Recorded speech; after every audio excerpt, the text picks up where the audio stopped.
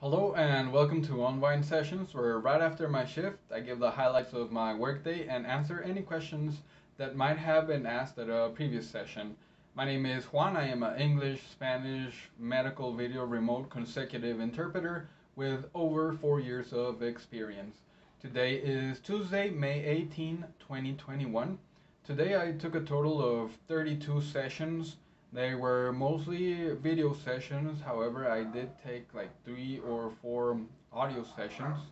And there were 3 sessions that really stood out today. I am going to talk about them, and there it was a very, very special and unique session that I really want to talk about. But I'm going to start to talk about the first session that I experienced today. And on this first session, it was a video session, and like just right when I started the session, the audio was horrible. Like it sounded muffled, like underwater. So it was very difficult to understand everyone in the session. And to add to that, the patient actually mumbled, and he was a very fast speaker. And if you heard him talking, he would actually go ahead and speak like this. Like, honestly, I couldn't understand most of the things he said. And I mean, of course, the horrible audio on the session didn't help. So for this session, I had to ask for many, many, many repetitions. And even with the provider, it was very hard to understand the provider because um, of the horrible audio on the session. And this is the type of sessions that just make you feel so frustrated and you hope that the session will disconnect, but of course it doesn't. So you just have to not lose your cool. You have to be patient in these types of sessions and just do the best that you can. I mean, ask the patient to speak louder, move the device closer to the patient, or anything that you need to do to actually get through this session. Or, like I did, ask for many repetitions. And, like, it was like I felt very desperate because I couldn't really hear sometimes. And then, but every time I heard the patient speaking, it made me kind of want to laugh because, um, let me tell you something. Like, for example, he said like, and for example, that would mean like, ask the doctor when he'll discharge me. And I actually tried to say that, and I'm pretty sure you didn't understand me. So that is what I had to work with. And sometimes you're going to get sessions just like this, and it's going to be up to you, the interpreter, to actually just do whatever you can in the moment to get through the session and give the best service that you can.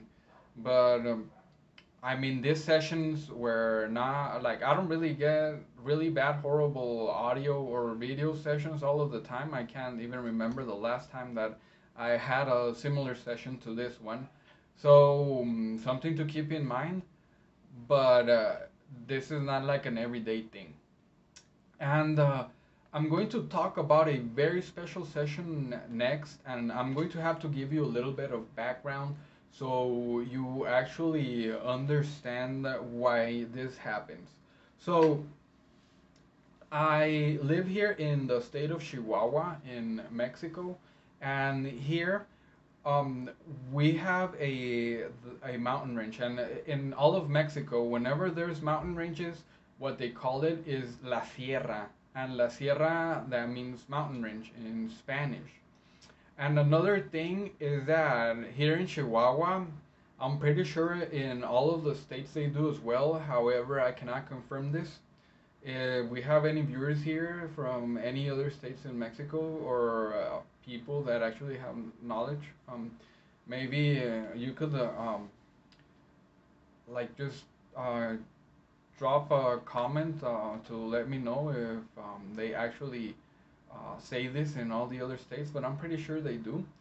Um, one of the things that they do is like if there's a we like if they live in the mountain range in La Sierra, and it's a we say that they live in a ranch, and what do we and it really is a ranch sometimes, but what does the word ranch really mean when you say it? It means like it's like a place that is very hard to and it's not easily accessible, and it's very far away and inaccessible to like urbanized areas. So it's like a rural place that for the most part is inaccessible to um, urbanized areas.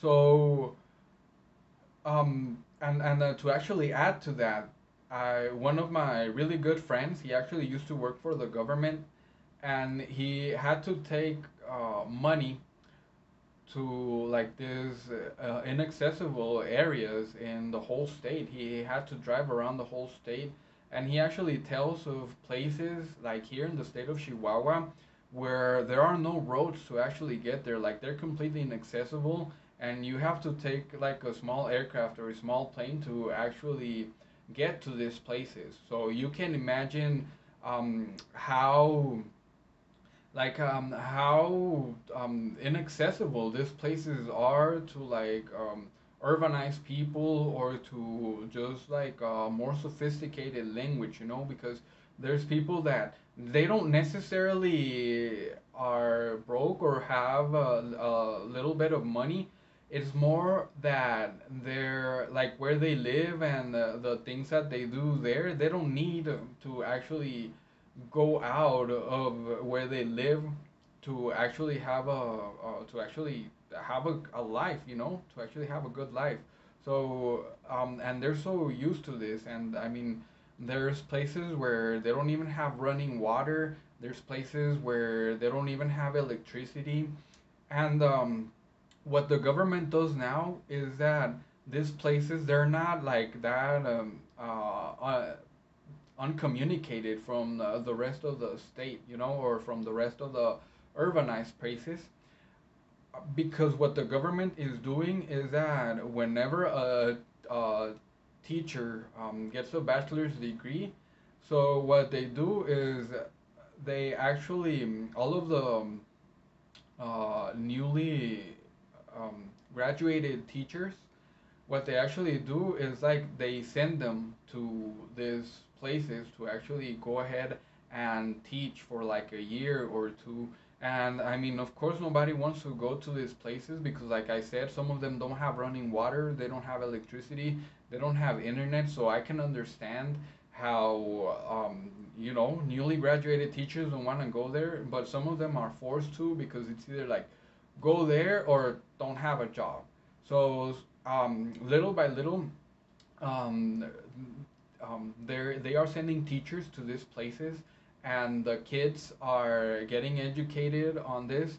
So what I'm going to talk about next, the session, you're going to understand why I say that this was a very special session. So now that you have a little bit of that background of how there are some areas that are inaccessible and like people there, of course, and mostly the older people, most of them didn't have any schooling or anything, so they never had access to like a more sophisticated language that now with the internet and everything and just more urbanized places have. So I'm going to the session. So this session was with a old lady, and she was an old lady, and I'm pretty sure she was from one of these places because of her speech. And not necessarily do they have to come from one of these places to actually speak like that, but most of the time they do come from one of these places, mostly if they're like elderly and they will speak like this. Why do I say that they don't necessarily need to come from one of these places? Is because my grandma, she was born in the state capital in Chihuahua, Chihuahua, and she actually uses some of these words. None of the words that I'm gonna mention that the lady used does my grandma use, but she does use something to mean her leg or the top of her thigh. She calls her she calls it her cuadril, which cuadril is actually a rump. It means rump, and this is like one of those words from the rancho, like one of those words from these inaccessible places. And you will hear a lot of older individuals just use these words because that's what they grew up with. So when you hear this type of words, it doesn't necessarily mean they come from there, but most of the time it means that they do. So I'm going to go right into it. And one of the words that the lady used was carcañal. Now, in my life, have I ever heard this word before? And I had to clarify, of course. And the lady said that her carcañal was the leg. So every time she said carcañal, I would say leg after I clarified it. And I actually looked it up, and in the es dot the dictionary, the free dic sorry es dot the free dictionary.com, and it actually says that carcañal is heel.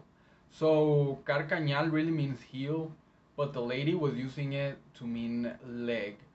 So I mean, right away you can see that um, like the level of schooling that this lady had. She learned that carcañal was her leg, not the heel, like the actual definition that I found on the internet, right? So that was one. And then number two, the second word that she used was taba. Now I had to clarify that because I had never heard that before.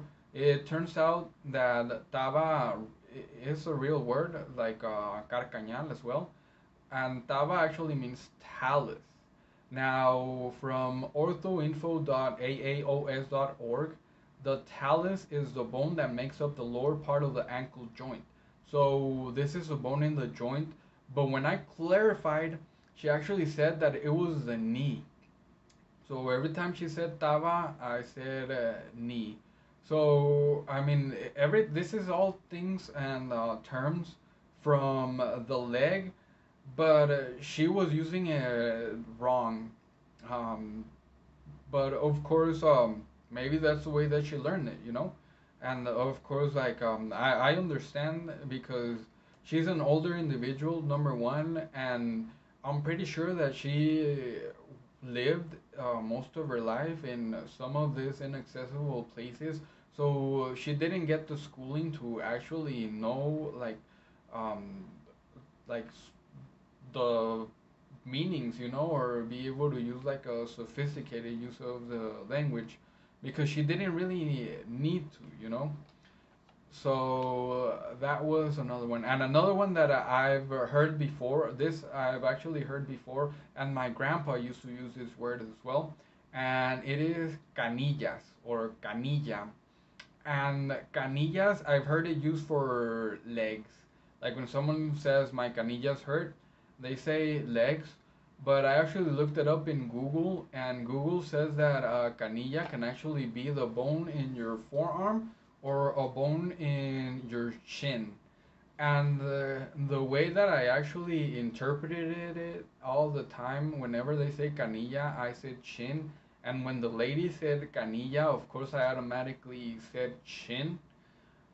But now in hindsight, every time they say canilla, I'm going to go ahead and clarify because of what Google has told me that it could actually be the forearm or the chin. So to not look like a fool, I am going to be clarifying this term from now on. And what I actually had a man say once was that he told me instead of saying chin, he didn't know how to say chin.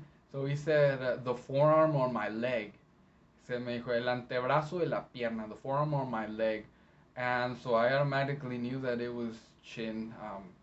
So I mean, those were the two words that I didn't know, and canilla I didn't know, but since she mentioned it, I thought it would be a good addition for today's session. And another thing that I mean, you could tell that this lady like didn't have so much of a vocabulary because she didn't say to say that her leg went numb. She said that her leg passed out.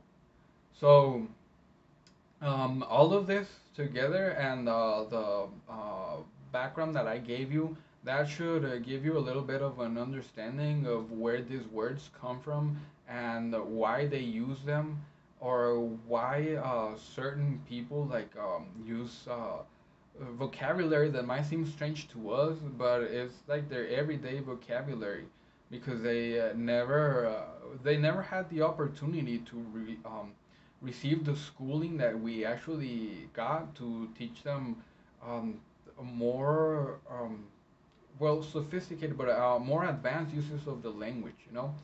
And if of course if you're from Mexico, you will probably know this, and if you don't, well now you do. And if you're not from Mexico, well I hope this really helps you because I'm pretty sure you're gonna get a lot of sessions that people are going to give. They're going to be using these words, and then you're going to be like, whoa, where did he come up with those words, right? So yeah, and I actually thought that this session was quite special because because of where the lady came from, and I really don't know where she came from, but I'm pretty sure that she came from one of these places, and I just I mean just some of the like very technical words or very specific words that she said were not exactly the correct definition, but they were part of the leg, you know.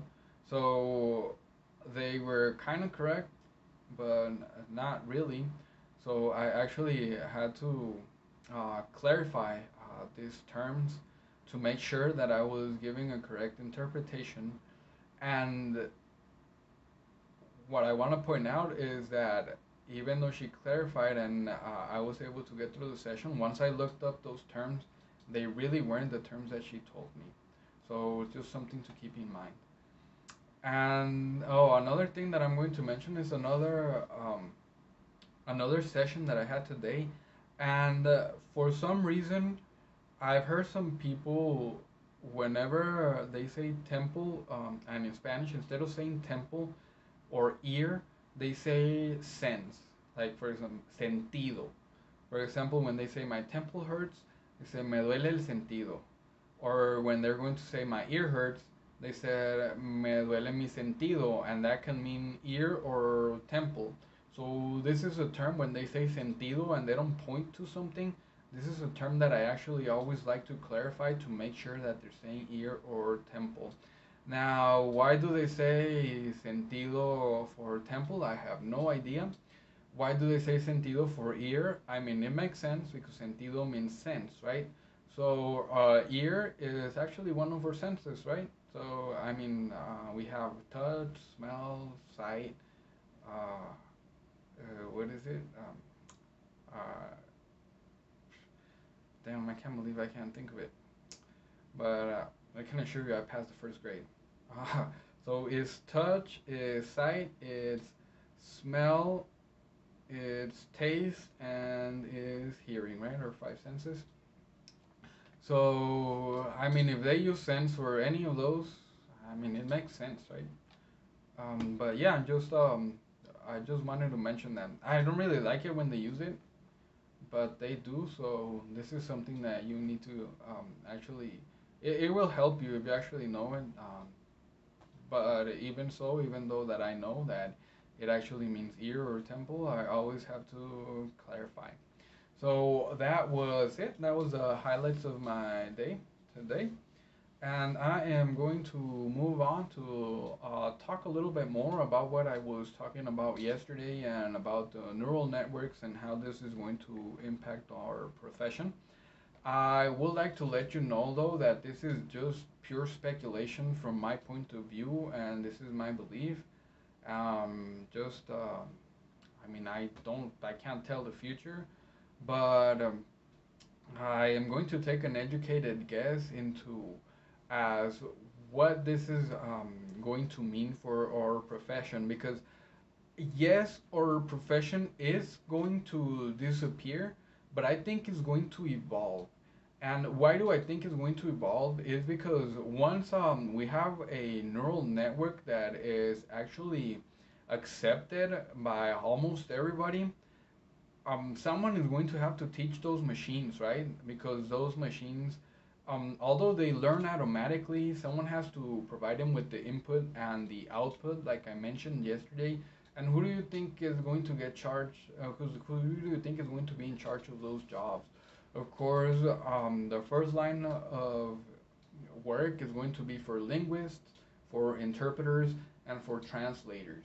Those three professions are going to be the ones that are going to be providing all of the input, all of the correct output that these machines are going to require to actually learn and to actually be adopted into our society and to actually make them useful and precise, which is like the big gap that neural networks has to fill right now, right?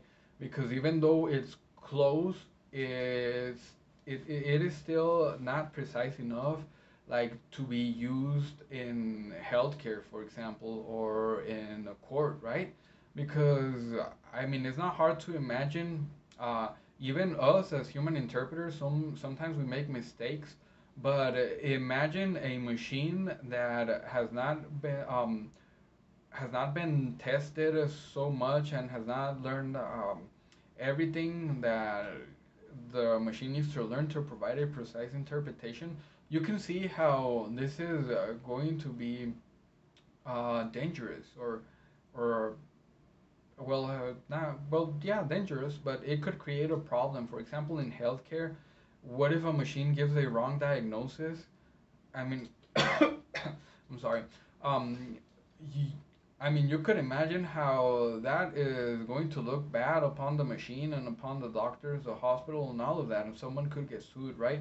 And imagine in a court of law, like they go ahead and it gives a wrong testimony or something. Now you can imagine the problem that that's going to generate. So I think that we still have some time for interpretation and translation in those fields because just of the sensitive nature on there. So I think these are going to be the last fields that are actually going to be able to be replaced by machines. However, I don't think that that is going to be impossible. And what do I think or professions are going to evolve into? Well, at first, it's just going to be linguists, interpreters, and translators, like I said, and they're going to hire everyone for general information, right? But as the machines keep on learning and they keep on getting better and they keep on getting better and they already have the parts of the language, the general parts of the language down to a T, then of course they're not going to need general people that have just a more general knowledge, right?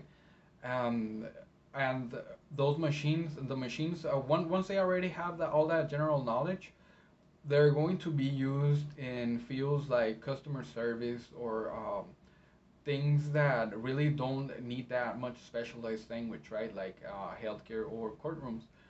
And of course, the more the machines keep on getting better and better, and I have actually learned a vast part of the language, now there's going to be less jobs for linguists, interpreters, and translators in in that field in helping a machine to actually learn. But what is going to happen then? They're going to start to hire more specialized people in these fields. Like for example, they're going to need interpreters that have like really technical languages in healthcare or really technical language in courtrooms and for example in like oil rigs or astronomy or just these fields that are very specialized and have a a much more technical language, right? More like a college or um, PhD level kind of language, right? Like very, very specialized. So the field for interpreters and translators is going to be more like linguists, which are going to be very, very specialized in like a certain field to actually be able to teach these machines the correct languages and the correct translation for like these very, very specialized fields.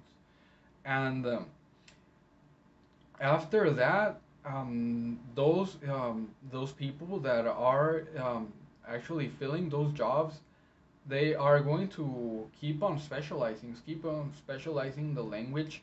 And of course, language is always changing, and there are always new words that are being added.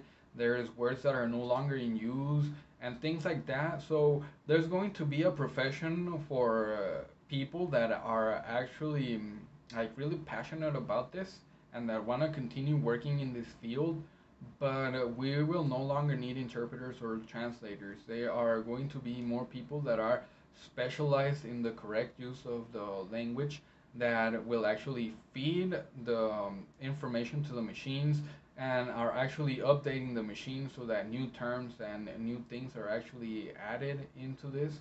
So so translators and interpreters are going to disappear, and now the new jobs are going to be machine supervisors, just supervising the machines to make sure that they're actually giving correct renditions and correct translations, and the teachers that are actually going to be teaching these machines, putting the input and the output and updating the new things in the languages and all of that.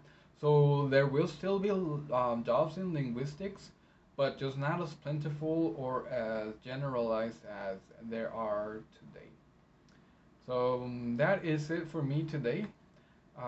Please leave your questions and comments, and I will answer some of them in the next session. Remember, I'll be here every Monday through Friday after work. Thank you so much for watching. Please like and subscribe if you liked the video and have not done so for more content. And don't forget to share. Happy interpreting. Goodbye.